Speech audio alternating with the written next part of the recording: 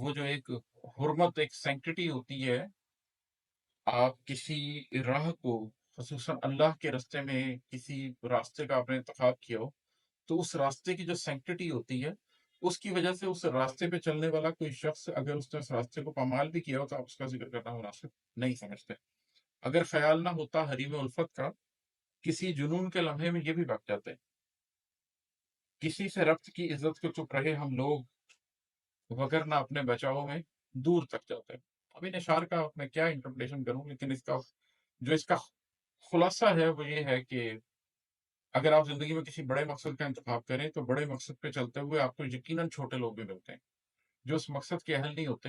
جن میں اتنی قابلیت نہیں ہوتی، جن کے اندر اتنے نفس میں ان کی اتنا نفس پہ قابو نہیں ہوتا کہ وہ اس بڑے رستے کا بوجھ اٹھا سکیں۔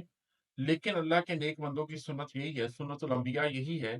کہ وہ پھر بھی ان رستوں پر چلتے ہیں۔ منافقین بھی آتے ہیں، وہ لوگ آتے ہیں جو وعدے کرتے ہیں۔ عیسیٰ علیہ السلام کے ساتھ بھی یہ ہوا کہ حواریوں نے وعدہ کیا، بعد میں انہیں میں سے ایک نے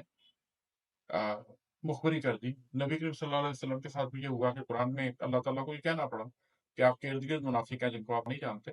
لیکن اس سے آپ کے راستوں کو کوئی فرق نہیں پڑتا ہے۔ اگر کچھ ہوتا ہے تو یہ ہوتا ہے کہ اس سے آپ کے راستے کو مزید تقویت ملتی ہے۔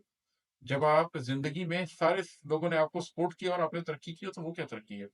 لیکن جب لوگوں نے آپ کی ٹانگ بھی کھینچی ہو، جب لوگوں نے حق کے راستے میں بھی اپنے نفس کی خاطر غلط راستے اختیار کیے اور اس کے باوجود آپ نے حق کا راستہ نہ چھوڑا ہو، تو پیچھے مڑ کر دیکھتے ہیں تو زندگی کا بہت مزہ آتا ہے، بہت خوشی ہوتی ہے۔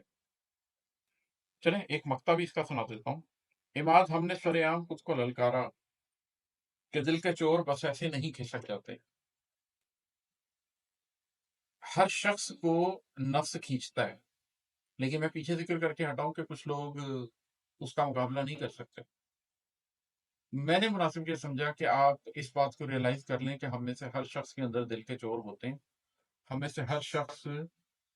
دودھ کا دھلا ہوا نہیں ہوتا، لیکن اصل چیز اس نے یہ کرنی ہوتی ہے کہ جب وہ اللہ کی راہ میں کسی راستے کا انتخاب کر لے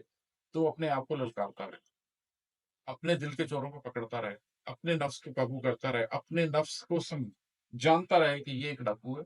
جو کسی بھی وقت راہزنی کر سکتا ہے، دن دہاڑے کسی بھی وقت شبخون مار سکتا ہے رات کو۔ تو اس نفس کے بارے میں محتاط رہنا اور اس کو سرے عام للکارتے رہنا کہ میں جانتا ہوں تو میرے اندر ہے، میں جانتا ہوں تو برائی پہ آمادہ ہے، مگر میں حق کے راستے کا انتخاب کر چکا ہوں تو اس پہ چلوں گا۔